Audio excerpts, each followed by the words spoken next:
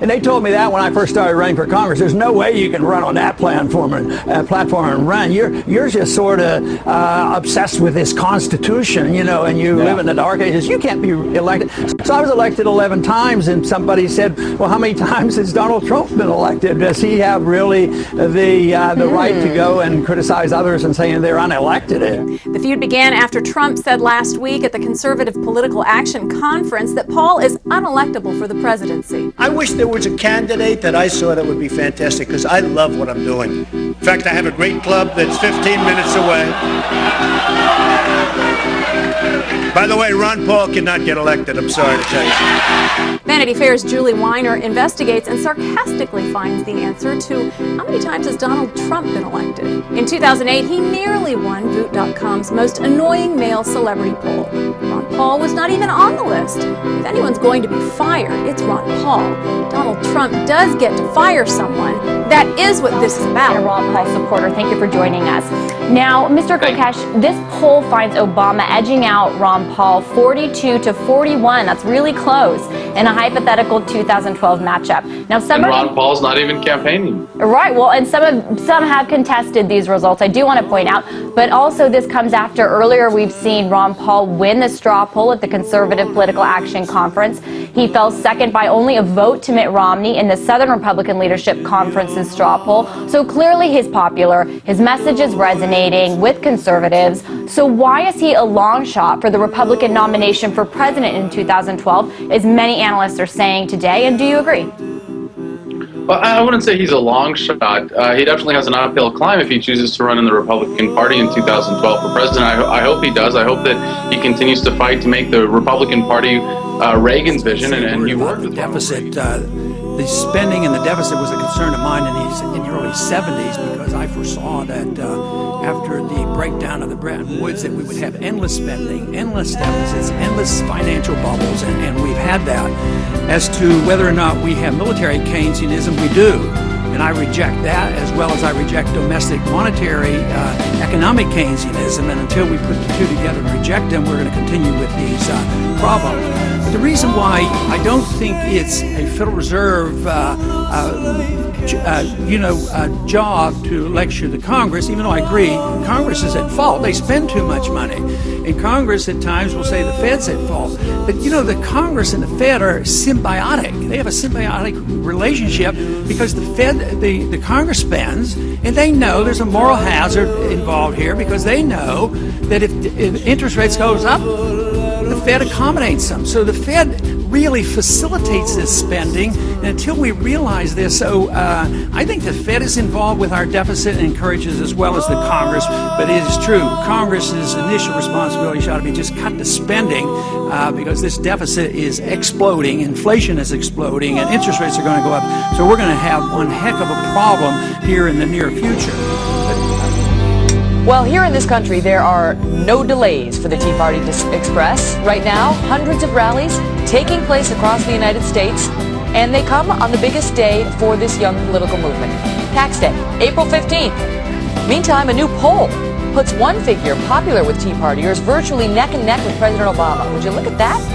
A survey by Rasmussen Reports finds that President Obama has a 1 percentage point edge over Republican Texas Congressman Ron Paul in a hypothetical 2012 race. As you probably know, Congressman Ron Paul ran for the Republican nomination back in 2008. Joining me now is Congressman Paul. Congressman, what do you think of that? Just 1 point behind the president.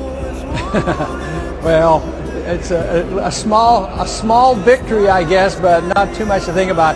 We'll have to wait and see what that means. But I was fascinated with it, and it goes to show that there's a lot of frustration out there, especially with independents and also some Democrats, because I argue the case for limited government. But even when Obama pretends he's for limited government on civil liberties and maybe a less aggressive war, he doesn't pursue those issues. So I think it's interesting. I hope it has significance. The country's broke, the dollar is weak, we've consumed our wealth, we've borrowed to the hilt.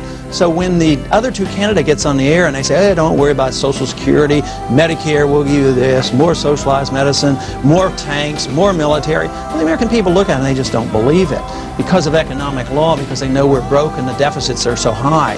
They tell you the deficit's $155 billion a year, but if you look at it, the national debt because they borrow from all the Social Security and other trust funds, the national debt went up last year $238 billion.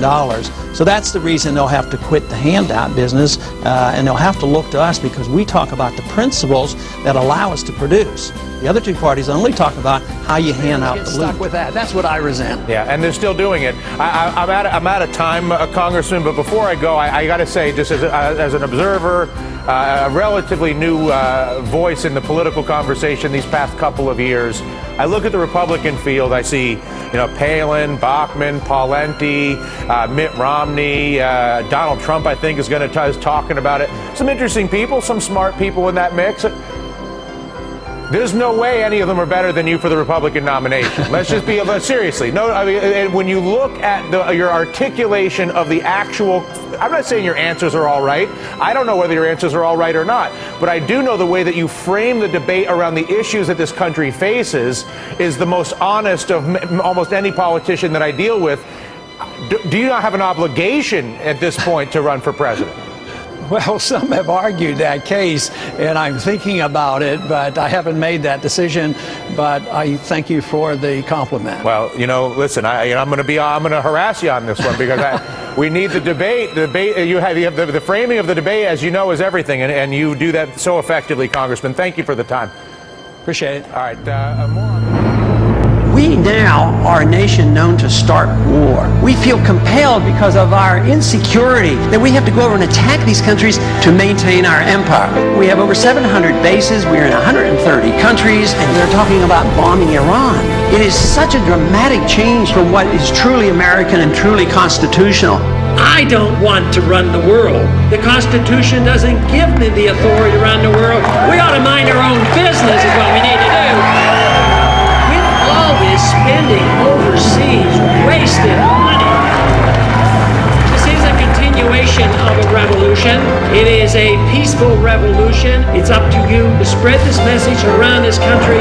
This is an American cause. It's a cause of freedom. There's something going on in this country, and it's big. Spread the message. Thank you.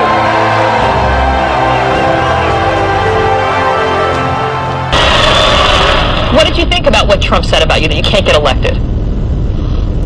Well, I hadn't thought much about it because when he said I hadn't heard about it. People have asked me about it, but that makes me think about back in the times when I first ran, because everybody knows my positions have been exactly the same 30 years ago when I first ran for office. I run in a very conservative Bible Belt district, and I challenge everything George Bush did practically. And people say, you can't win with that. You're too much of a strict constitutionalist. You want such little government. You actually want to balance the budget. You can't win. This won't work. So I've won 11 times. So I don't know whether he has earned the the right to criticize somebody for not winning an election when I don't know how many elections he's won so far himself. Absolutely. This idea of going and talking to attorneys totally baffles me. Why don't we just open up the Constitution and read it? You're not allowed to go to war without a declaration of war.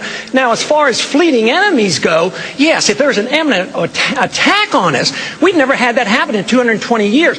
The thought that the Iranians could pose an imminent attack on the United States is preposterous. There's no way. This is just war propaganda, continued war propaganda, preparing this nation to go to war and spread this war not only in Iraq but into Iran unconstitutionally. It is a road to disaster for us as a nation. It's a road to our financial disaster if we don't read the Constitution once in a while. Around the horn, Congressman.